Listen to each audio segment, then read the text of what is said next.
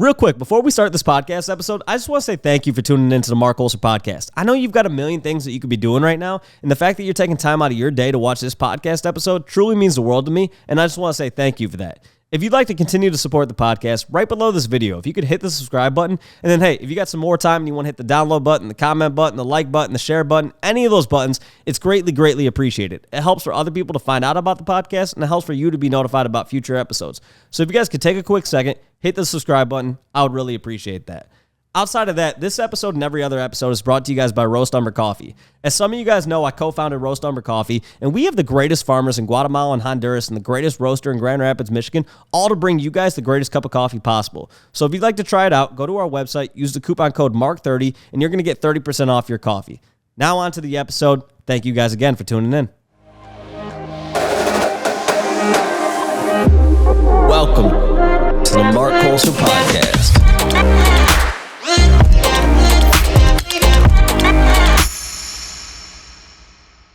Dude, I've been looking forward to this episode for a minute because I was telling you before we started the podcast, but one of my friends has been telling me all about Sharkyfi, and it's been nonstop. Sharkyfi. I think every day he texts me, Perfect. Have you bought a Sharky yet? And I'm working on it, so I'm going to be buying one soon. But with that, man, welcome to the podcast. How's your day going? Thank you. Going pretty well. Thank you for having me. No problem. Thank you for coming. So for everyone who doesn't know who you are, can you tell everyone a little bit about yourself? Yeah, my name is Anton. I'm founder of Sharky. Sharky is an NFT lending protocol on Solana, like hopefully in the future on other chains. Right now, we are the biggest protocol for lending. We started early last year, I would say almost a year ago, like a year and 2 months. So right now I'm in this kind of like CTO/COO role, doing a little bit of everything. There we go. So can you tell me a little bit more about what was your background before getting into NFTs? Good question. So I'm a startup person. So like mostly worked at early stage startups. Sharky is my third company to co-found. But aside from just like being a founder, I worked in kind of like early stage engineering roles. Like would join a company with like 4 people, 10 people, see it grow, hopefully. So like I worked in all kinds of companies. I co-founded companies in kind of like API integration, developer productivity. I worked at startups in like high-tech construction, enterprise construction software, modern software for like real estate, like buying homes for people who cannot afford mortgages, education. Most recent Web2 job before Sharky was like head of engineering at education. Like we were helping kids learn computer science and mathematics online. So you've done a lot. Yeah. So how did that end up with you coming into NFTs? So one of my friends, like we just worked together, kind of like told me like, hey, like I know you like crypto aware, but like there's this new thing called NFTs, like and specifically on Solana, like go and check. It's still very early and it's growing. That was like end of July of last year. Actually 2 years ago now. Yeah. So time's flying by. Year. Yeah, but it's 2021. So I started actually like reading about Solana first and then NFT second. I'm frankly, I perceived like for first couple of months that NFT is like a scam, weird like concept. I don't get it. It took me like a couple of months to understand like NFTs. I can see the future. I started just trading on Solana very, very slowly while having a full-time job. I was like, let me buy this NFT. A lot of them went to zero. Very, very typical story. But then also tried building, like helping like my friends like build part of the NFT project, just like tech, like being an engineer. I just like wrote some code, like helping them like do some stuff for their art. And that was enough time since August till like end of November to kind of like gain confidence that, oh, okay, I get the space. I get what NFTs are about, kinda. I can see the future. So, yeah. And so at that moment, is that when you realized kind of there was a need for something in the space for borrowing and lending and things like that? Or I guess, how did that thesis kind of develop? First idea was planted by like one of the friends. It was like, well, we're exploring all kinds of ideas. Maybe we will co-find the company. Like maybe we'll start something new. We'll just like build a weekend project. Just like that's how all things start. And one of them was like, okay, if NFTs is an asset class of the future, if it's something that represents ownership, there must be, financial products around this. Like as soon as you own something and there's a way to prove it that you do, you might want to sell it, you might want to transfer it, you might want to leverage it in any way. So we're like, cool, like how do we explore this space? So like our thought process was very simple. Like, let's look at Ethereum, let's just like copy that works. So we looked at Ethereum and I tried using, there was like only one protocol like remotely related to NFT financing, was like peer-to-peer lending and NFTFi. Nothing else existed. I tried using it. I guess like wasn't impressed with experience. Like it was still early. They have improved since then like drastically, but was like very, very early. And I thought like, well, how about we build something better? We not just copy, we try to improve it. And that's how idea started. There we go. So that's how Sharkyfi came to be. Okay. So give me the timeline then so you said it was kind of like November-ish, I guess, when that November 2021, when this idea kind of started to come to be. Yep. And then when exactly how long did it take to develop Sharkyfi, and then when did it actually release? Yeah. So we composed like initial team December. We went to second ever Solana Hacker House, was in Miami. We met lots of people, kind of like, we were still not sure if we want to build a company. We kind of like building maybe a project, maybe a prototype, experimenting with the team and like all of that. But I fell in love with the space after that hacker house and like making lots of friends. I kind of like felt like I want to try something. I want to try to build a company here. Just like so much positive energy, so much support. Developer community, I was impressed. I was just like, people who building this right now, if this is the core, that core will expand. This is like such a strong gravity there. Yes, then it took us December to April to release something to market. We could have released it a little bit sooner, but we decided to just like polish things and make sure it's like secure and works and like test a lot of things. We went live April 13, I believe. So as an engineer, what was like the biggest hurdle that you guys had to overcome? Because I'm sure obviously going from like engineering on like a startup, kind of way of operating before getting into NFTs, what is it like engineering for a company like that versus engineering in, Web3? Yeah, it's a good question. So there are two things. It's not just engineering, just like running a company is different. It took me time to understand Solana and Solana architecture, and I still wouldn't say like I'm an expert. Like it's a lot of like my teammates are experts, but I'm like, I consider myself like fairly knowledgeable on that. That was very different from everything I learned before in engineering space. Just because this mental model of you don't have a backend, your backend is kind of like distributed. You don't control it. You can deploy things to that backend, kind of like send it, but you don't control environment that much. So it's kind of like you have to develop your program, your product within those constraints. So it's just extra constraints. And a lot of them are not very straightforward. It's not just constraints on like performance, it's constraints on like data structures that shapes architecture, that shapes user experience, that shapes product.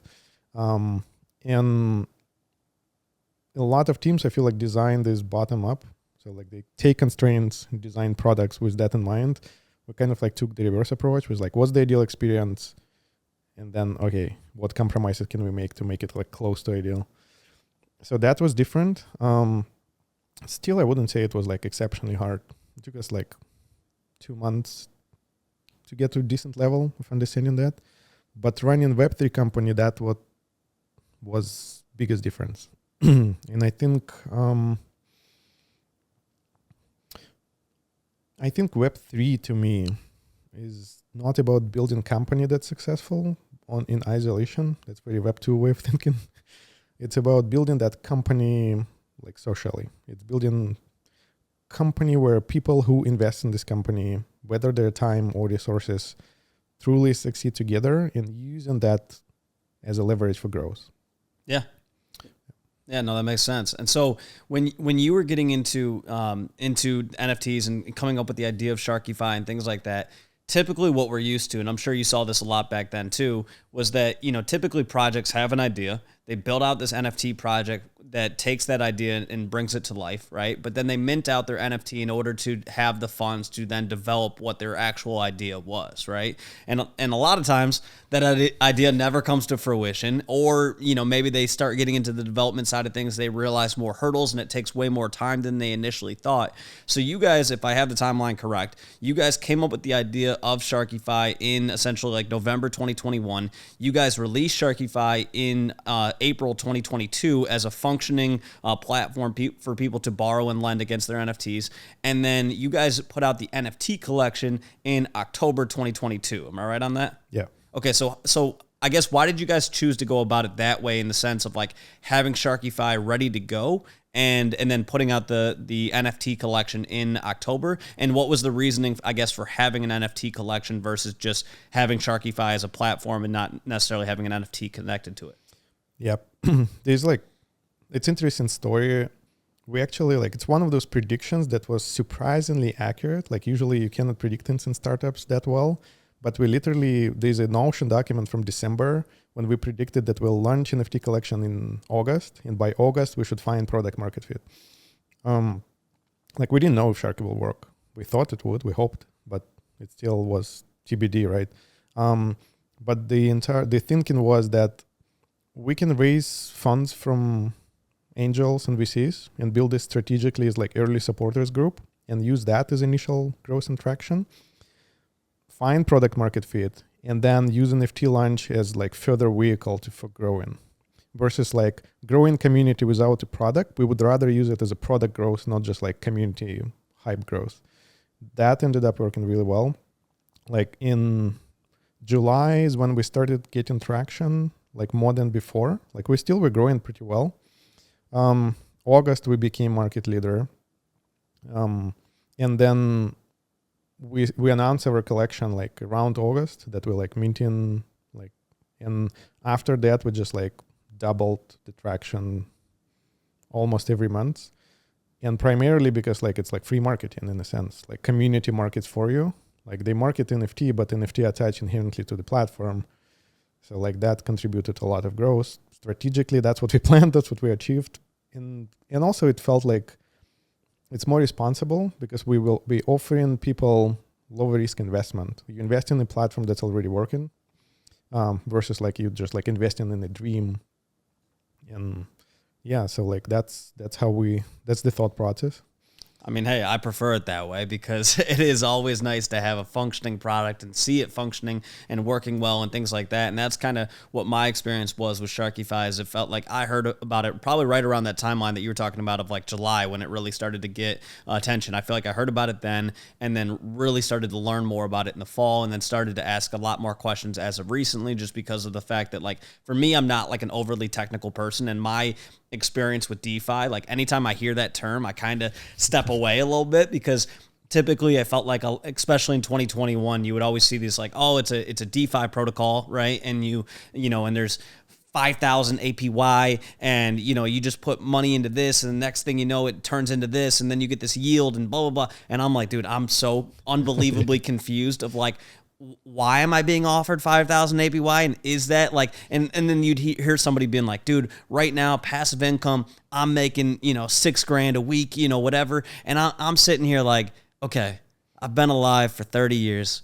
I've never heard of anybody making passive income that easily. So how the hell is that going to maintain, right? And almost all of those companies that I heard about back then are now dead, right? So yep. So for me, I was hey, I'm just staying away from DeFi, right? But when I started to dive into Sharkyfi, and I was this to me is what I would call a practical DeFi, where it makes a lot of sense of essentially, let me make sure I have it all correct, is that you guys allow somebody to either borrow against their NFT or lend towards somebody else buying an NFT. And if somebody borrows against their NFT, they can use that to do do whatever they want to do, either quick flip and make some profit there, and then and then pay back the loan and get their NFT back, and then have whatever they flip for, or for somebody to to give money to somebody who wants to take out a loan, and then they either get the benefit of receiving that NFT if that person doesn't pay back that loan, or they just receive the interest amount on that loan that somebody paid off.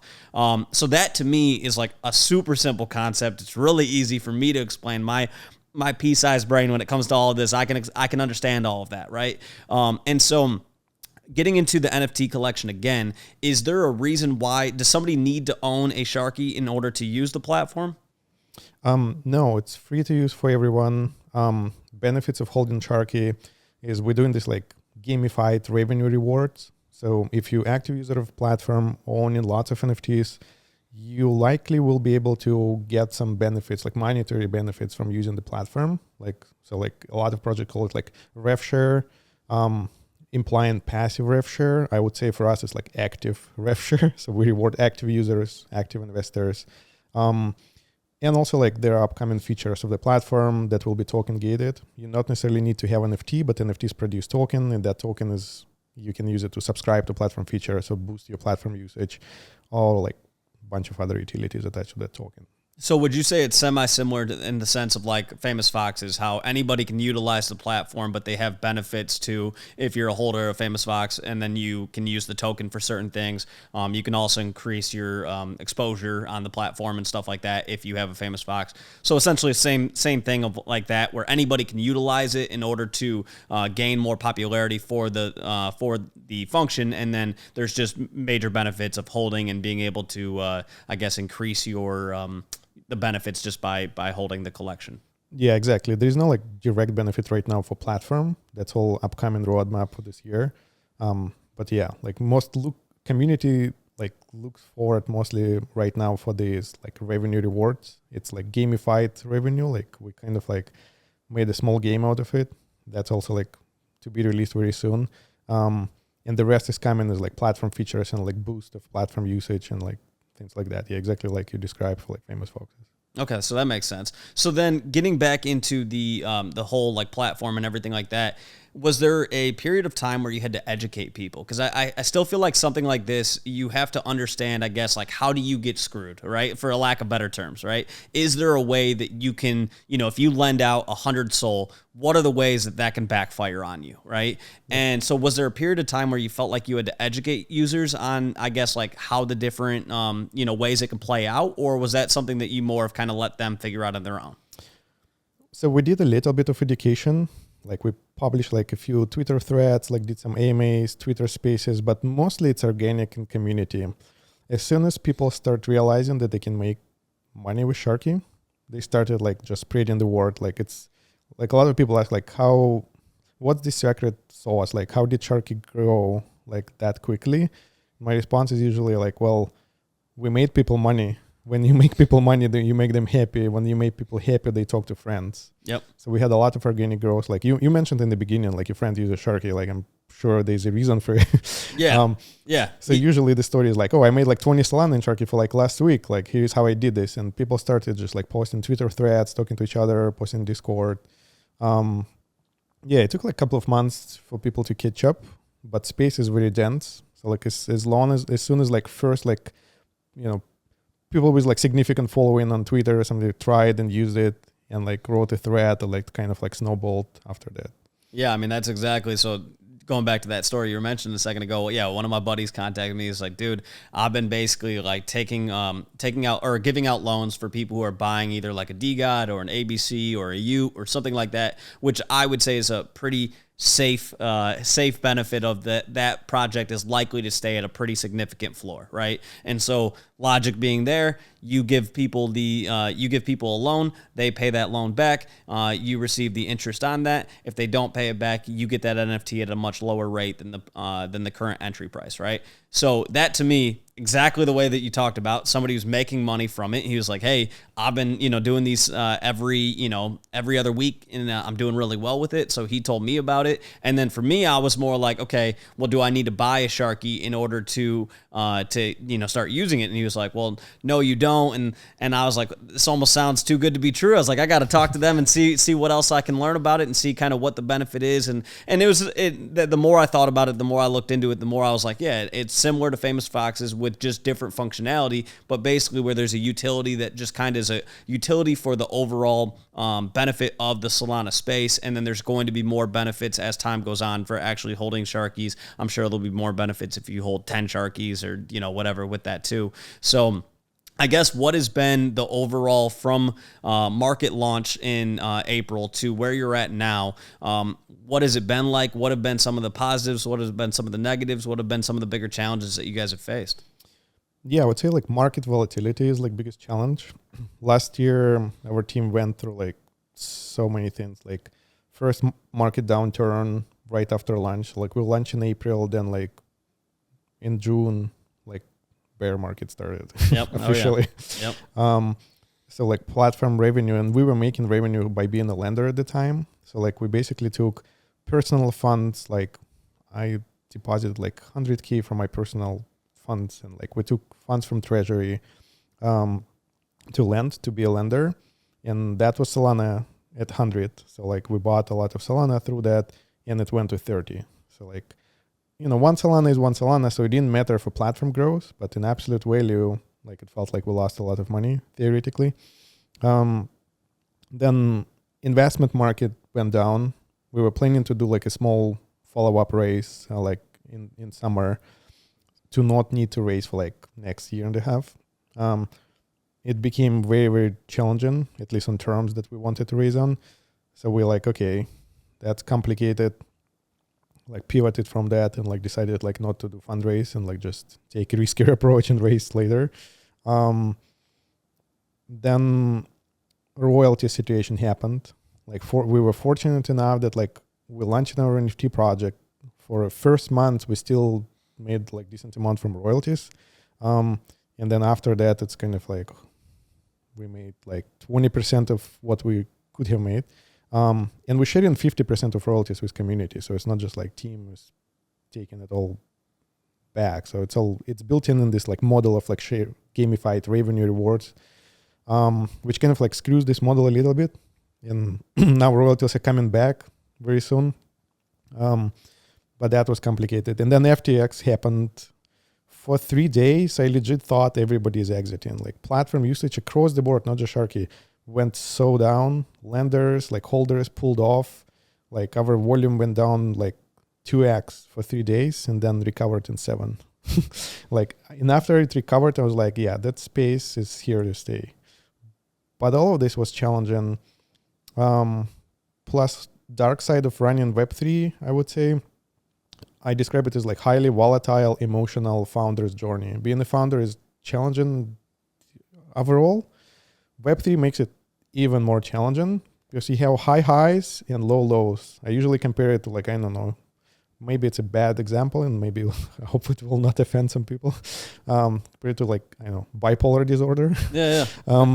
When you have like 2 months of extreme highs or like 2 weeks maybe, and then 2 weeks of extreme lows when you wake up every morning and people are flooding you on Twitter. When you get traction, it's just challenging. It's like you open your phone and it's like people are unhappy. And it's hard to stay impartial. Like, as a founder, it's your baby. You're like very involved emotionally, kind of like, you don't like my platform. You don't like me. You don't like what we're doing. You don't like our strategy. Like, I need to respond. So in that volatility, kind of like, there's funny things to your psyche. You need to develop this kind of like Zen resilience and keep building it up because it's just like, it's challenging. It's not like even-handed kind of like way to live at all. And my friends and family can definitely tell, like I have my like highs and lows, like mirroring the space. So yeah, that's what's most challenging, I would say, to kind of like stay positive, keep building, and do what you like. Follow your heart, follow your strategy, and not let everybody or some people like impact that, it's hard. Yeah, no, I mean, it is definitely, this space is very volatile, and it's something where it feels very manic, where in the sense of like once again, it's that super, super high highs and the super, super low lows. And like, I remember right after FTX crashed, it felt like our NFTs dead? Is Solana dead? You know, and people actually saying Solana is going to zero, right? Like, we are legitimately going to die off as a chain. And then like a week later, everyone's like, and we're bullish. And it's like, wait, what? And then you fast forward to where we're at right now, and it's like, we had everything with Bonk, and we've had everything with just like, there's been so much that's gone on in the last like 2 weeks and then all of a sudden we have this rise, and we go up to, what did we hit? Like 25 Solana. Mm-hmm. And it was like, and that was from $8, right? And so it's like, so for some people they 3x'd, and it's like, so all these crazy things that can happen in such a short time period. And so it is something where I feel like whether you're a holder, whether you're somebody who's a trader, whether you're somebody who's a project founder or anything like that, you have to learn to find that zen, because it is like, when things are super euphoric, like last week, it felt like everything was super, super euphoric with, there was everything going on with Bonk. And what else there was something else going on last week where I was like, why is everyone so euphoric? I can't remember. It was when Solana hit 25, right? Yeah. And I was like, boy, something's gonna happen. Like, we're too euphoric right now, right? And and I'm hoping this period just stays the way it is right now. But the reality of it is, we are in a bear market. The macro conditions are not great, right? And so we're probably going to be in a bear market for a decent period of time. But what this has taught me is that during a bear market, we're still going to have our days where we have our fun, right? And so to me, I just kind of remind myself of, hey, when things are good, stay calm, stay calm, stay, level-headed and things like that. And then when, things are super shitty, once again, still stay calm. Like, how this market goes. We've been here, we've experienced it. Because even when we first dropped from $100 Solana, right, to like $60 Solana, people were like, oh my God, we're over with, blah, blah, blah. And then we dropped down to 30, then we dropped down to 8, and now we're at 23 or whatever we're at currently. And it's like, so, and 23 right now feels like the euphoria of when we were at 250, right? Yeah. So it is, in a way, it is a space where we have to find our ability to stay calm during everything, no matter what, highs or lows, because it's a space that's going to test you regardless. And the people who I feel like are able to stay calm are the ones that usually are the project founders that you want to invest in. And then as a holder or a trader, the people who stay calm tend to be the ones that end up making a bag, because they make smart, rational decisions instead of making emotional decisions, right? Yep. So it is, it's very, very interesting. I feel like we're constantly learning in this space. But so the next question I have for you there is, in terms of you've mentioned a few times the rev share, right? So can you talk a little bit about, I guess, like, how is all of that going to operate? When do you expect something like that to actually come to fruition? And what are your thoughts on that? Yeah, everybody's asking when right now, because we delayed. I can only imagine, yeah. Yeah, we have pretty substantial delay on that, like delayed by like a couple of months at this point. We definitely underestimated complexity of that specific project, but it's coming very soon, so that's good news. It's almost done. The way it works, basically, like, we thought about like economics of typical rev share. It was like, well, why do we do rev share in general besides like driving price for holders? And it felt like we don't care that much about like NFT floor price. Like, we don't care about like royalties. Like, we're building a business. We don't want to rely on those. Like, we're building a business that's profitable regardless. So like, how can we utilize this in the way that community can benefit from it? And like, people who believed in us, who supported us, like, how do we reward those, but also use it as a vehicle for growth? So that's the primary motivation. Like, we don't only want to grow when we launch the project, we want to keep growing after. And sharing our success is essential for that. It's not only will encourage growth, it also will increase retention when people can like, oh, not only I'm making money from Sharky by lending or borrowing, I'm also like making money by actively being part of that community. And that's this like flywheel synergy that we want to have. But when we looked at typical rev share projects, like a lot of it is like, let's even ignore regulations and all of that. Like, a lot of it is like passive rev share, which means a lot of holders who literally contribute nothing to this project besides initial investment receive all the benefits, just like all the active supporters. if you look at traditional investment, right, like you always want to pick investors like from like venture capital that not just like throw money at you, like give you like $2 million to develop your business. Like you're looking for partners who can help you with like marketing strategy, connections, like all of that. That value add beyond just money. Same thing here, but it surprisingly is not applied really well. People just like, hey, rev share, everybody buys NFTs, then like we share with everybody. So we thought like, how can we build a model that would reward biggest supporters? Either it's like biggest holders or platform usage or both, and also come in like social aspect of that as well, come in this year.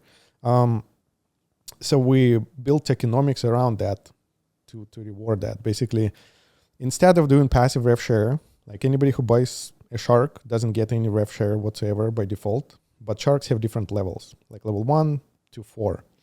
And sharks starting from level 1 to 4 get some revenue, assuming you use the platform. So there's like some minimal requirements of usage.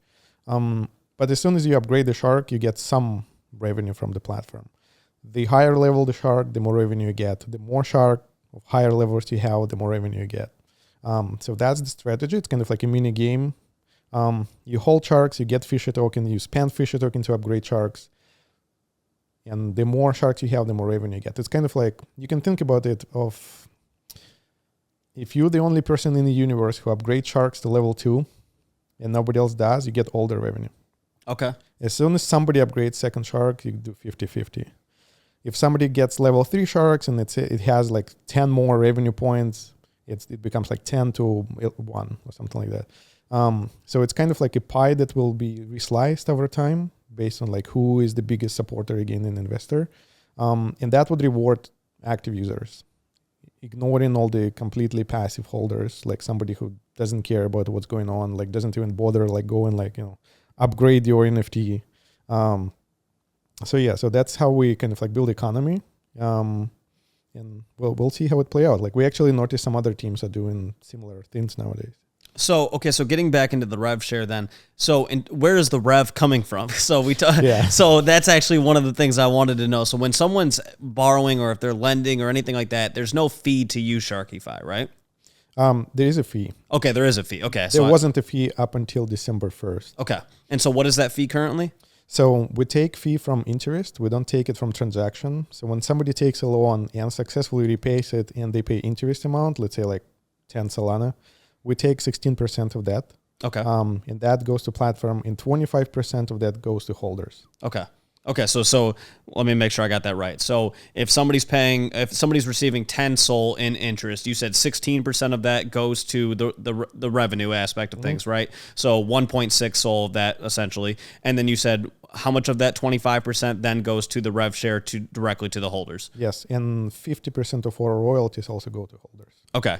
So in that exact example again, somebody has 10 SOL in interest. 1.6 of that overall would go towards Sharkyfi, with 0.4 of that going to the holders in rev share. 0.25. Sorry, 0.4, yeah. 25. Yeah, I was like, I took in percentage. Or, yeah, we're doing math here, people. Okay, listen, this is tough. So 0.4. Yeah. Okay, so that makes sense. And then if a shark sells, you said it's what, 50% of the royalty sales will go directly to the holders in that aspect too?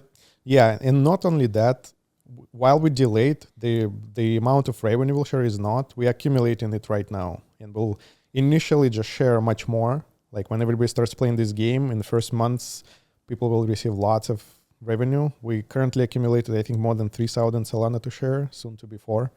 That will be pretty substantial bump.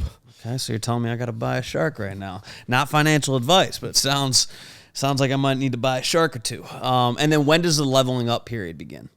So whenever we release the rev share, so hopefully in next few weeks, we immediately will allow to like upgrade sharks, convert your... So when you use a platform, you earn like points. It's not an official token. It's just like off-chain point. It was very scrappy. We released it like on the first day when we released the platform. It was built literally in like 3 days. But it ended up being very, very successful growth mechanics. So you'll be able to convert those points to fisher token and then use that token to upgrade sharks. That all will be released at the same time. and we'll give people some grace period to play this game. Like get the token, upgrade as many sharks as they want. Still TBD, maybe 7 days, maybe 14, before we actually like, hey, distribute all the revenue. There we go. There we go. I'm excited for this. I'm excited to see how all this is going to play out. And so another one of the things that you guys had that I wasn't sure if when this is coming to be is the borrow button idea, right? So essentially, if I have that correct, if somebody's buying a project on Magic Eden, whether minting a new project or just buying a project in general, the goal would be to eventually have a borrow button that would essentially allow them to borrow Solana directly from Sharkyfi at that point and have essentially a loan through Sharkyfi to buy that NFT, and then they have to pay that back at some point. Is that something that is going to be executed at some point soon, or what can you tell me more about the borrow button idea? Yeah, borrow button, you mean like on Magic Eden? Or like on Yep. So it can go either way. It can be like either we partner with Magic Eden, for example, which complicated. They're like large company with their own priorities, so like we'll see how that goes.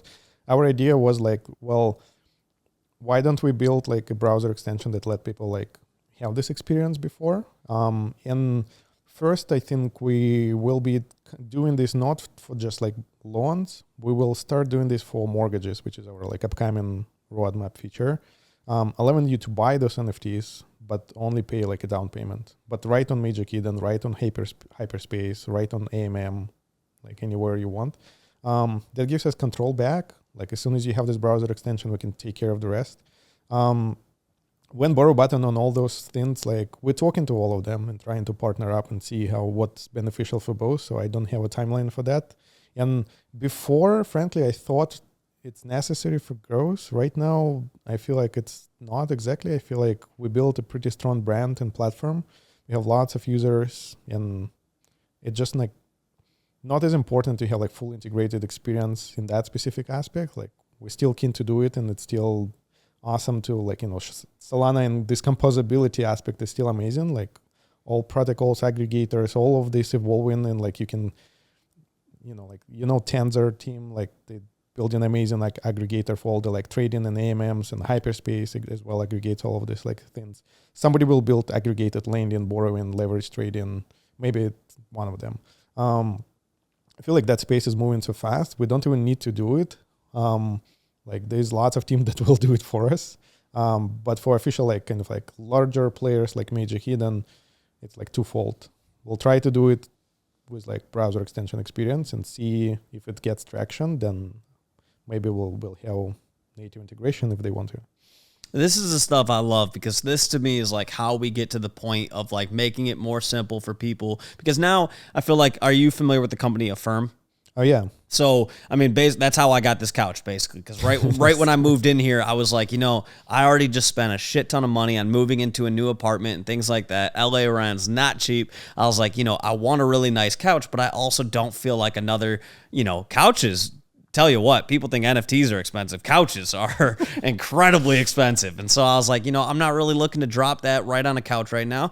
But Affirm was like, okay, hey, you can break it into whatever it was, like 6 payments. There's, a slight bit of interest that you would end up paying. It was like $100 more than that couch actually was to begin with. And I was like, hell yeah, I'll do that. Made it real nice and easy. I made that purchase, right? Without that, I probably don't buy that couch right at that moment, right? Yep. So that to me is also how we can grow the NFT space in a way. Is I feel like there are certain times where someone's like, hey, I want to buy this NFT. I don't have the Solana right now, or the logistic issues of there's certain times that somebody does buy the Solana on Coinbase or one of these places, and then the issue is they can't always transfer it immediately out of their account, right? So then you're in that awkward period of you don't have the Solana, and so you're trying to figure out how can you get this NFT. And so I feel like solutions like that would be a way for us to solve that problem and make it so people can buy an NFT when they want it, and then there's just a slight bit of interest that you have to pay or whatever in order to pay off that loan. Yeah, 100%. Like it's funny that you mentioned Affirm. There's like 2 large companies in this space, Affirm and Afterpay. They do buy now, pay later for like a lot of things. Yeah, like, it's literally our like pitch to VCs. Like we want to be Affirm or Afterpay for NFTs. Well, there we go. We're on the same same wavelength then, and you can see what it could do for you. We got this nice couch. So, that's funny. So. how has it been with, I guess, like scaling operations? Because when you guys first started, we were in a very different time in the market. Obviously, you don't really know how much volume you guys are going to do, how many people are going to be utilizing the platform and things like that. You come into it basically during the bull as we're kind of turning out of that and coming into a bear. So how has it been, I guess, with the volume, and have you guys been able to keep up, and is it bogged down your site at all, things like that? Yeah, so when I came to, it's been going well. So like it's not just well, like I tend to flip flop between like being humble and being very like self-promoting kind of like, so lots of hype. So I'm trying to find a good balance, but like, if I look at numbers and if I talk to people like investors, advisors, they're all beyond impressed. They're like, Sharky is a case study of like extreme hyper growth in the bear market. I don't think there is another protocol on Solana that grew faster than Sharky in the last 9 months. Like I'm sure like people already like writing articles and kind of like interviewing, like asking to mentor like how exactly we did this. And I don't think there's like a simple response to that. It's been phenomenal, like the volume, like we literally like been doubling, tripling volume every month. And when I came to Breakpoint in October, I realized like most people don't understand like how quickly we grew. That since August, the only protocol that was like doing higher volume of trading on Solana was MagickEden for NFTs. Like Sharky was and is currently number 2. And just because we're not on the dashboard for like, like there's no unified dashboard of like volume, like a lot of people are not exposed. They only look at marketplaces. But the amount of people use and trade on Sharky is pretty crazy. And it's growing. We're still seeing all-time highs every week. When people say like bear market, like, and I don't think it's like Sharky's achievement. Of course, it's just Sharky's achievement. I think it's Solana's NFT space achievement. Like through all of this like fluctuations, like in, like FTX shit show and all of that, Solana has proven that NFT space is more live than ever. It sustained through all of that. Hopefully we played like a big role, like helping projects get leverage and like get financial tools, but it's just a robust space. It continued growing despite the bear market, and we continued growing with it. Yeah, I mean, to me, it really does show like how important projects like you guys are, because I'm a big believer of like the simpler we make it for the experience of people here, the more likely they are to stay, right? And so it's a fun experience. Right now we have a lot of fun, and like even just the fact that you guys named it like Sharkyfi, right? Just like it's a fun name, right? And I feel like that's something where when we make it fun and simple for people, that then no matter what they're going to stay, because why would you want to go away from something that's a fun and simple experience, right? So I feel like projects like this are super, super important for the space. It's how we grow. It's how we make it simpler. It's how we explain it easier to somebody else who's new to NFTs, and they come in and they're trying to get caught up on kind of what the experience is like, and what these different companies are doing. And like I talk to the Hey Wallet guys all the time, and like what they're doing with being able to send somebody SBL tokens through Twitter. It's like it's a fun experience. It's also practical, but it's a fun thing of now you're seeing people airdropping bonk to people and stuff like that, and it just, once again, it keeps the vibes really fun. And I compare it all the time to like the 2017, 2018 crypto crash, and like when that crashed, and I remember just being like, dude, I feel so alone. Like I don't have anybody to talk to about this, like outside of a few friends that were into cryptocurrency. And now with like NFTs and whatnot, it's like, dude, we all experience everything together. We're on Twitter talking about it all together. We're in Discord talking about it all together. And it just makes it everything like this whole it makes investing more fun, right? And I feel like taking into Web 2, that's kind of what Robinhood did, right? They made investing a little bit easier. They made it more fun. They made it look more appealing and things like that. And that's where we've seen more and more people getting into investing as a result. I feel like it's the same thing with NFTs. Projects like you guys that make the experience more simple, more fun are the reason why more and more people want to come into NFTs, and why they're going to stay even during bear times and tough weeks like FTX and stuff like that. So yeah, 100%. And I feel like fun aspect of it is not even something we understood well before we launched. How fun it's going to be to land and for people to make money and get instant gratification within like 7 to 14 days. Like it felt like, yeah, it's gonna work. It's something that probably people would love, but how much it worked was pretty mind blowing. This whole kind of like concept, like, like somebody made 2 Solana. in like 3 days, and they're like, oh my god, like in bear market, like it's a relatively low risk, and I made 2 Solana, and by just clicking like 2 buttons, that whole thing was like the best growth campaign without like doing a growth campaign. Yeah. And then you think about what it's going to be like. Now, I try to not say to myself all the time, like, hey, imagine when Sol's 250 again, right? Because there is no guarantee that Sol ever goes to 250 again. Now, I hope it does, and I believe it will, but like, there's no guarantee with that. But as the price of Solana starts to go up, and as people are still making that 2 Sol, that 4 Sol, that, you know, however much Sol they're making at that point, I feel like the posts are going to get super crazy in the terms of like, hey, I've been using Sharkyfi for 6 months. I've made 100 Sol from that. That 100 Sol's worth, you know, X, Y, and Z at that time. Those posts I always feel like have to be so gratifying to see and know that you had a positive effect on somebody's experience with this. So I'm curious now, obviously your background's in startups and things like that. What has it been like with this startup versus other startups that you've been a part of, and what, I guess, keeps you inspired wanting to be a part of this every day? Because my biggest question for people who have that startup background is that means that you started up companies and you've left those companies, you've moved on to different things, right? And so what keeps you inspired? What keeps you wanting to stay in Web3 and keeps you wanting to work on Sharkyfi? Yeah, good question, especially like for some of my friends who like know they're like, I'm very mission driven, kind of like I want to work in spaces that like help the world. I'm really passionate about like education, life expansion, all of that. So they're all confused, kind of like, what are you doing in crypto? Like, why NFTs? Like, you're so far removed from your mission. Like, I thought you would like, I don't know, help us live forever or like change education, but you're kind of like not doing that. And I think right now I'm in this stage when, one, it's a really, really fun space. Like, it just like, I never had so much fun despite the volatility and all of that, just like building, because things are changing so quickly. Two, I believe technology is fascinating.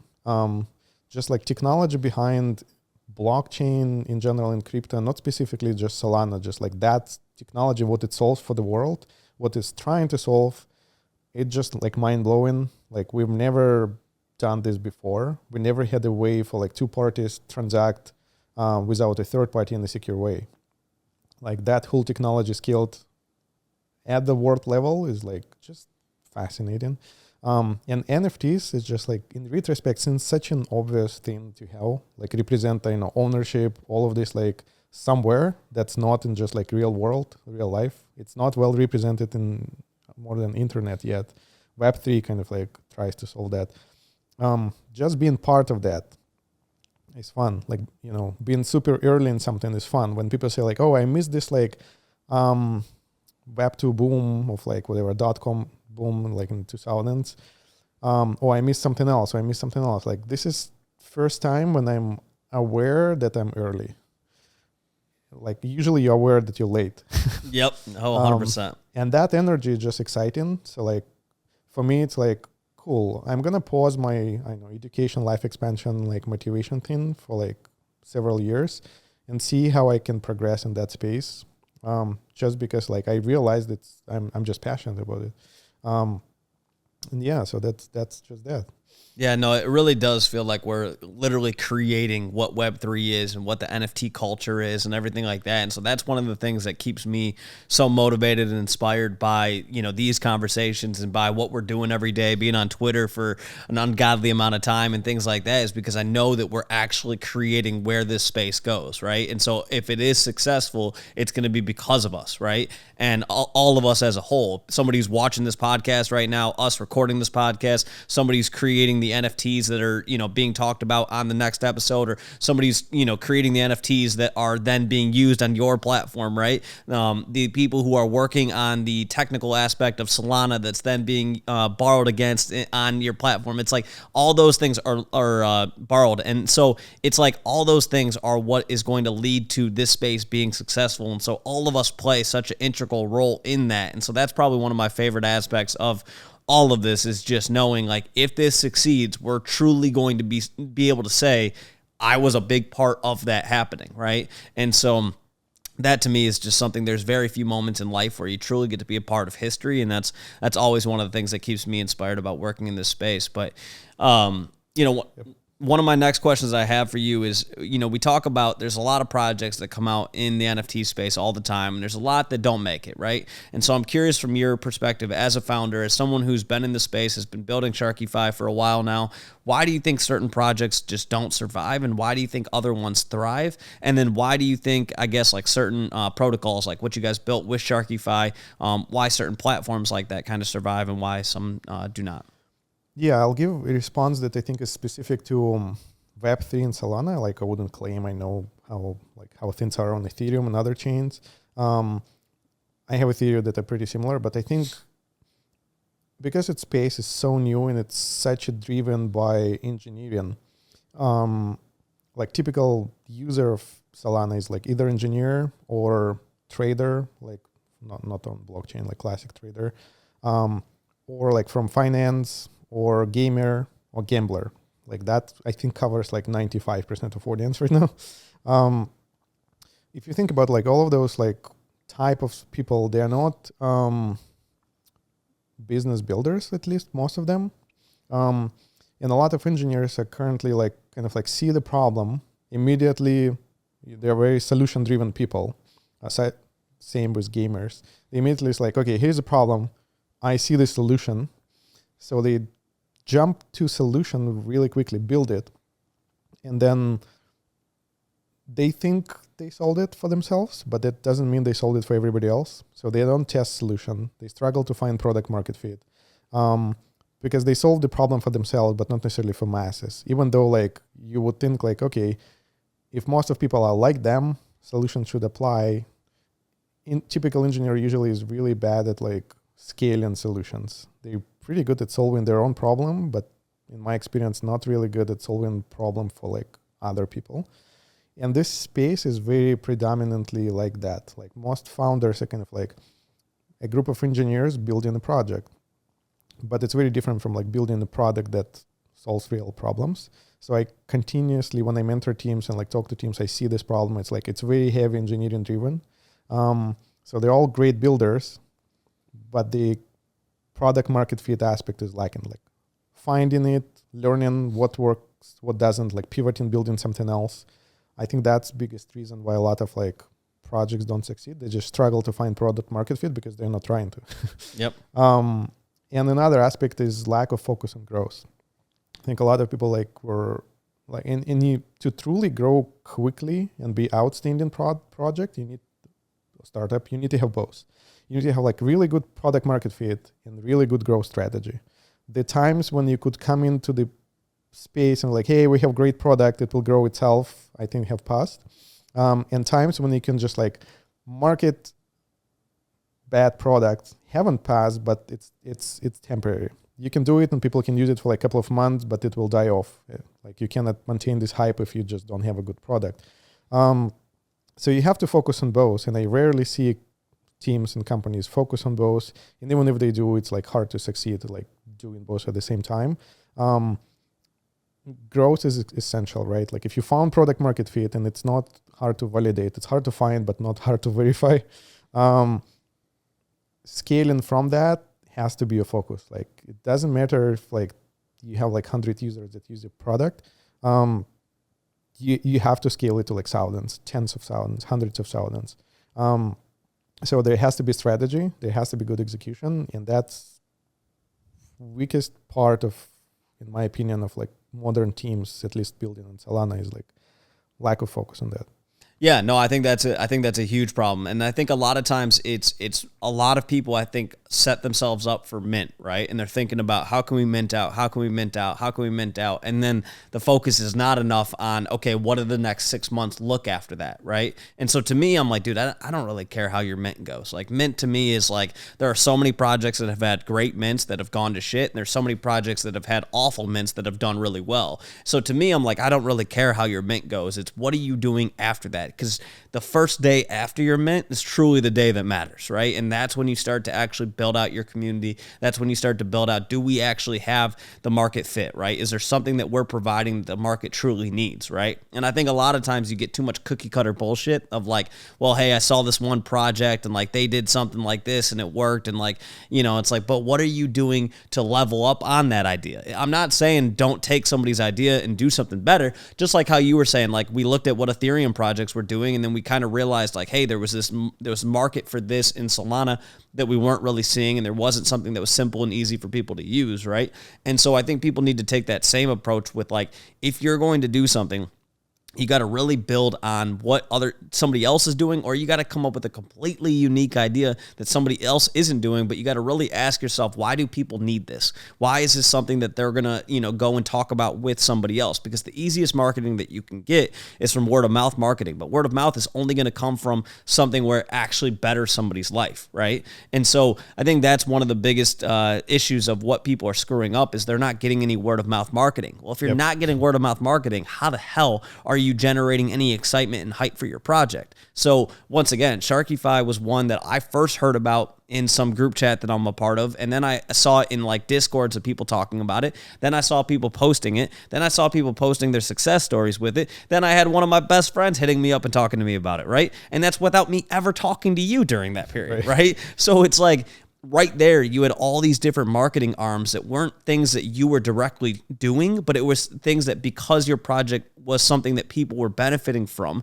they talked about it for you. And then that's where you get that word of mouth marketing. And that's where the project, you know, the floor price and everything like that will go right along with that over time, right? Yep. And so that to me is just such a huge element. I don't think people do take enough of an approach of how are we going to get people to organically talk about our project. And even sometimes, whether good or bad. Like now, if what yours is heavy on the utility, right? So if people are talking about the bad and they're saying, hey, utility wise, this project sucks, right? Okay, that's not great. You don't want that kind of word of mouth marketing, right? But even like when you look at what, take Frank, for example. Frank is always a hotbed subject. There are people who talk about him negatively. There are people who talk about him positively. But as a result, people are constantly talking about DeGods. Well, that's not a project that's super utility based. So people just talking about it keeps it relevant, which is why the floor price has gone right with that. So to me, there's two different approaches. There's the utility. There's just the kind of the non-utility projects, art projects, PFP projects, things like that. And so, but each one of them, you have to figure out how do we get people talking about them. And that's it's one of the aspects of things that I think people address the least. And it's, to me, the most important part of an NFT project. 100%. And I think what some people don't realize, like being early, like when the space is early, the social graph is much denser. So word of mouth marketing, like this growth strategies, is way more powerful than the like Web 2 world when like, you know, you're addressing like, I don't know, like 2 billion people, 100 million people in the United States or something like that. That word of mouth, like things expand slower. People, you know, cover less percentage of like the social graph. On Solana is like hype things like spread overnight. Like it's mind blowing if it takes longer than a week for most people to know about something that's like get traction like that. Like Bonk didn't exist, and like it was like 48-hour, almost overnight success kind of. So leverage that. Like let people talk. If the more they talk, the more you would succeed. Like it goes both ways though. Like if people can FUD you really quickly. So you have to be present. You have to like maintain, I don't know, like composure and like positivity and like respond and combat that. But that's a small trade-off compared to like the benefit of like word of mouth is so much powerful because like it expands really quickly in this dense social graph, and that will change in 3 to 5 years. So like whoever is early now like would benefit from that disproportionately. Yeah, I mean, I look at like a FUD, for example, on Twitter as there's like real FUD, which means there's like a real issue, right? And then there's just kind of the bullshit FUD that's just pretty much out there for every project, right? And so even with like Bonk, for example, the beginning, the FUD of it was like, well, it's a shit coin, it's a meme coin, it's going to go to zero, but it wasn't legitimate FUD. It was like people didn't really know who's behind it. They didn't really know, is this going to actually be used for anything? And so instead, you just saw people flooring it, myself included. included, right? Then I started learning, okay, these people are behind it. They're doing cool stuff with it. They've got this, Bonk's NFT that's coming out that looks super cool. And obviously I saw the guys from Soul Gods that are behind that, the Fracture, and obviously love those guys. And so I was like, okay, this is something like if they're bullish on it, that gives me more excitement for Bonk in general. And then you just started to see Bonk just continually getting talked about. And just as some people were shitting on it, once again, with the FUD to me that doesn't have legs to it, where they were just like fudding it because they were angry that they sold early or whatever, you just saw people constantly talking about it. And as a result of it, the floor price went up. The moment people kind of stopped talking about it, which was when like, okay, Solana price starts going up, people are more talking about that. There's some mints that start coming out or projects that are mooning or doing well, and people start talking about that. And the social relevancy kind of goes down a little bit, and the price has gone down right with that, right? So now if this time next week I'm talking to somebody else on the podcast and Bonk has skyrocketed, right, there's going to be another catalyst that will have led to that, right? But it's just so interesting to me just kind of looking at like certain social trends of like when people are talking about something, there's going to be certain, things that happen as a result of that. And then when people stop talking about it, there's usually a decrease in floor price or in the price of Bonk or, whatever. And so understanding the social relevance of something is very, very, very important. Yep. And when you start losing social relevance, like I'm sure you guys track certain things like how many people are tweeting about Sharkyfi and things like that, and how many active users are you guys getting on your Twitter, or active views on your Twitter, and how many people are active in Discord and things like that. And then if those numbers start to dwindle, you have to ask yourself, why is that, and what can we do to fix that, right?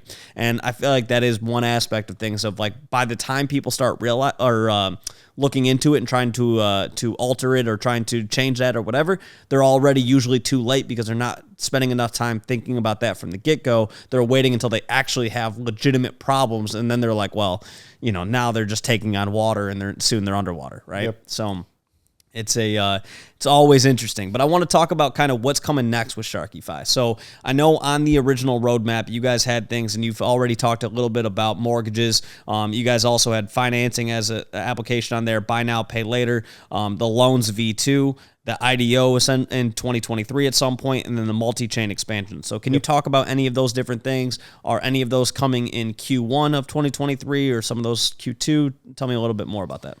Yeah, so one thing that you didn't mention, like that, maybe you did, like loans 2.0, like I am excited about like refinancing. So like that's something that's coming in Q1. Basically what it allows you, like if you borrow it against your NFT, you can do two things that you cannot do today. So one, let's say you want to extend your loan. You're like, well, 7 days is very short, 14 days is okay. And you're like, I don't want to repay. We would allow you to use the same collateral and refinance and extend that position by just paying the difference, like your interest and like whatever the difference between loans. And what's exciting about this is that imagine price is going up, floor price is going up. It could be a situation when your refinancing would refinance itself when the current loan is higher than the one that you've taken. So that would be like a very like no-brainer move, kind of like, oh, yeah, just like one click, you get extra Solana deposited. You'll own more in interest for sure. But you can just like get much longer loan for like not paying even anything. In market downturns, of course, it will be the reverse. Like, you have to like pay extra to wait more and wait for it to recover. But users already do it on the platform. Like one of the biggest like learnings we had in the first couple of months is that people really like that aspect, and they use two collaterals. So they take a loan and then keep its second NFT in the same collection, like let's say Solana Monkey Business. And when they like realize in 14 days, like, I don't have enough Sol to repay, but I still can, I believe I just need more time. They take loan against the second NFT, repay the original one, and like continue. So like that will be a very native feature. Essentially, like my marketing language for that is like making every loan on Sharky indefinite. So theoretically, with no liquidations or risk for you to get liquidated automatically. And then, so that is important feature for mortgages, like, like buying this couch, like buying an NFT, then you can like repay it like indefinitely, like for as long as you want to, for as long as it's feasible. So I think it will create like much more efficient like markets and like opportunities for us, like to fine tune this like refinancing options and give very, very competitive interest rates, because it's also a very strong signal. If you took a loan and you refinance it before, likely you will refinance again, likely you will repay it. Like, so that just contributes to this whole process and like financial systems. Yeah, then you already mentioned buy now, pay later mortgages. That's one of the big focuses on 2023. Another interesting thing that we haven't announced yet, but we're just like working behind the scenes. I believe in this year, it will be a year of kind of like making positions in lending more liquid. We've seen this happening on Ethereum a little bit. It haven't gotten a lot of traction, but I think this year it will get some traction. What it means basically is like right now, if you borrow in a lending, it's tied to your wallet. It's tied to Sharky. That position itself is not tradable. Imagine what if you could have sold your loan to somebody or could have sold your borrowed amount. You're like, well, I don't have ways to repay this DGOT, but maybe I can sell that to somebody who has ways to repay it and wants to. As a lender, could be vice versa. I'm like, well, I lended money, but I need them back, but it's still like 7 days left, and I don't know if borrower will even repay. Imagine that like a secondary market for those positions. So that whole thing will become more prominent, not just on Sharky, I think throughout ecosystem. Those positions will become tradable across the protocols, which will massively create efficiency, which is good for borrowers. Like it will drive down interest rates and like better terms for everybody. So that's I'm excited about. Like we are building, other people are building this, and I think it's just good for everybody to start building in that area. Yeah, so that's we also work in like one of the super exciting parts, like, you know, with DGOTs migrating to Ethereum, with DUTs migrating to Polygon. We're working with several teams to make that transition super smooth. So we plan to experiment like building unified lending experience between Solana and Ethereum, and maybe Solana and Polygon. When people who used to Sharky can come now with like Polygon wallet or like Ethereum wallet and do familiar lending. And we're partnering up with some protocols to like achieve this. So we don't have to build this from scratch. We can just like build a unified like user experience with somebody who has already built this on those chains. Truly embracing like, you know, composability, like partnering with as many teams and protocols as we can. So also excited to see how that experiment goes. So are you saying essentially somebody would be able to, like, I could take my DGOT and let's say, actually DGOTs would be a bad example because we'll eventually be over on Ethereum. But okay, take a Solana Money business or Solana Monkey business. If I took a Solana Monkey business and let me just clean that up. If I took an SMB and I took that and could I lend that for Ethereum? No, unlikely it will be like that in the first iteration at least. It still will be like kind of like divided. You can swap Solana to Ethereum. We plan to do kind of like easy swap within the platform, kind of like like one click bridge if it makes sense. But it's mostly like, let's say you have ideal user experience. You have a wallet. I know Phantom announced this, but like maybe some other wallets will catch up. Let's say you have a wallet that supports both. Like in my worldview, like ideal user experience, you come to Sharky or a platform that unites this experience, and you have DGOTs that move to Ethereum. You have like, I don't know, like some Solana NFTs. Basically, you connect that wallet and you go in, like you see that you can borrow Ethereum and Solana in one interface. It just depends on the NFT.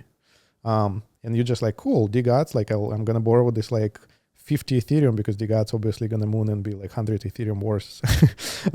Or I have Solana Monkey business. I'll just borrow that and I have some Solana.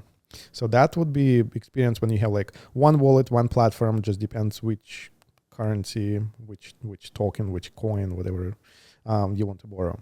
There we go. And you think that will be available at some point in 2023? For sure, yeah. There we go. There we go. I love that. And then you said at some point, I saw something online about you guys will eventually be addressing rarity. So one of the, just for people who aren't as familiar. So basically right now, if I take out a loan on my DGOT, if my DGOT is super, super rare, it's the tough part is essentially if you end up defaulting on that, you could be giving up a very rare DGOT essentially for floor price basically, or obviously lower than that with the loan. And so at some point, are you guys going to be taking into account rarity? And I guess like how also do you take into account what if something's not like take Utes for example, right? They're not essentially like the rarity is almost identical for all of them. And so with that, how do you take into account like if somebody's they want to borrow against their noun Ute, which is a very high floor. I think it's like 4x the normal floor. How do you guys take it into account that, and how will you guys be addressing that? Yeah, so we took approach with like okay, most collections are traded at the floor, so we covering like 80 to 90% of the market. So that whole thing probably is like 10-20% of the market opportunity, which still makes sense to cover. The way we'll approach, like it will be per collection. So we'll just start. I don't think there is a way to build like yet unified experience that like, like can give meaningful valuation of like those rare NFTs, though there is a company that like professional like group of like data scientists, like they trying to tackle this problem specifically. Maybe they will succeed. Like right now, accuracy is still not there. But in the meantime, I think we'll just segment collections. Let's say right now it's like dead gods and not dead gods yet. Like they have a very, very different floor. It's not hard to just apply the same logic and say like, hey, all the dead gods is separate like lending pool order book. And all the dead gods that are not yet dead, because higher floor, go separate. So we'll start segmenting those. Similar to our sharks, level 1 sharks will be very differently priced from level 4 sharks that give like biggest revenue share points. So yeah, and that's super easy. We already planned our architecture like since day one to support that. We just didn't prioritize it because like we're like, let's do one thing well, scale it. Then all the sub products like, tiny market expansions like additives like will come next. No, that makes perfect sense. So last few questions for you here. So I want to talk about your team a little bit. So how did you put together the team that you guys have at Sharkyfi? And I guess what makes that team, the best team suited to kind of make these sort of, financial instruments and make these cool products for people to utilize? Yeah, for sure. So I've been building teams like for quite a while. I work in all kinds of like roles like that, like head of engineering, CTO, like engineering lead, manager. So we have experience, like, but Sharky, by far, best team I've ever worked at. My co-founder, V, and I, like, we co-founded another company before that, so we kind of like know how we work. And kind of like that energy is like good and like very complementary. And I think that was just like good foundation to build team around this. A lot of our team is like see Sharky is like a family. They like it's the best job they ever had. Most of them work for Sharky for now like over a year. It's like it's a very empathetic team, very kind, which is our philosophy, and like it reflected in our art for our NFTs, for example. All sharks are like fun and cute and kind, and that's the culture inside the team. And we truly try to prioritize our team above all. So it goes like this, like team, community, and like in parallel kind of like business and product. And I think that's just goes, pays off. Like by prioritizing people, by truly caring about like work-life balance, like their personal success, their growth, it pays back with motivation. It pays back with like people giving their like best years of their life back, not just because they believe in Sharky as a business, they believe in like the team itself. And yeah, we have one of the most diverse teams in the space as well. At some point, we were like 60% female team. I've never heard this on Solana. So it also like helps not just diverse, like gender diversity and all of that. Diverse in terms of backgrounds. We have people from all kinds of backgrounds, like engineers, non-engineers, like designers, like people who haven't worked in tech and like transitioned to tech and stuff like that. From different countries, different cultures, and that is very, very powerful combination. Like people come from all kinds of like perspectives, and just like throw ideas like that, like we never thought about. Like it's, So I'm really proud of that, and I hope like in 2023 we'll expand and like build around that core. But like our team is awesome, and There we go. Love it. Love it. Okay, so I want to give you one last opportunity to address the Sharkyfi community or potential new holders or anything like that. Is there any alpha you want to drop? Anything you want to tell everybody? One last opportunity. So Sharky is, as we mentioned before, and I think that's one of the underutilized pieces of knowledge. We will always treat our NFT project as a product. As a product with its own roadmap, like very similar to DGOT in that sense. So like it's not a front-loaded utility release. Like we will continue releasing lots of utility for holders, not just tied to our platform, to all other platforms. So I can't stress this enough. Lots of things are coming this year. It's just not going to be like, hey, we're going to announce everything like in January. So yeah, that is our priority. That is truly embracing Web3. Like if you launch an NFT project, you have community. Now you're responsible and you have responsibility to that community. We always felt like after launching an NFT project, we have two products. Now we have primary product and we have like a second product, which is like making that useful, making community happy.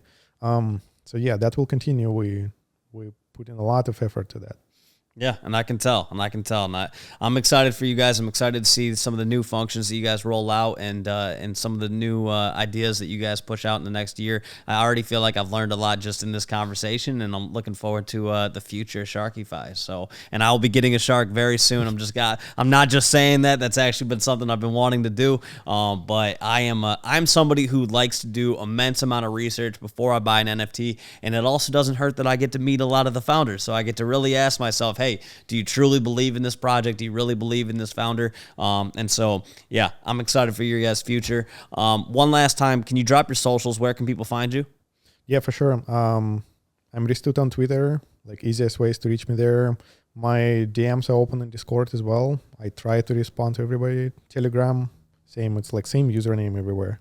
There we go. And I'm going to give you a challenge. I want to see you talk more on Spaces because you're extremely educated, and I love when I hear people who have a very successful background in startups and things like that, because to me, that's what we need to really move the space forward, is somebody who has the ability to be doing a lot of other things, but yet they're coming into Web3 and they're working on NFT projects. And so I feel like a lot of times when people hear from somebody like yourself, it validates to them their decision to be in Web3 and to stay in the space and things like that, because they realize there's so many other smart minds who are in the space who are doing cool things, and that's why they believe in it. And so I haven't seen you in a ton of Twitter spaces, and maybe that's just because I haven't been in the right Twitter spaces, but I'm going to give you a challenge to join some more Twitter spaces. I'll host some and I'll invite you to them. I would love to, because I'd love to hear your thoughts on just the Solana space in general. I've enjoyed chatting with you before we started the podcast, and I know we'll be doing this again at some point soon when we chat more about some of the new features coming out with Sharkyfi. So yeah, I would love to. Yeah.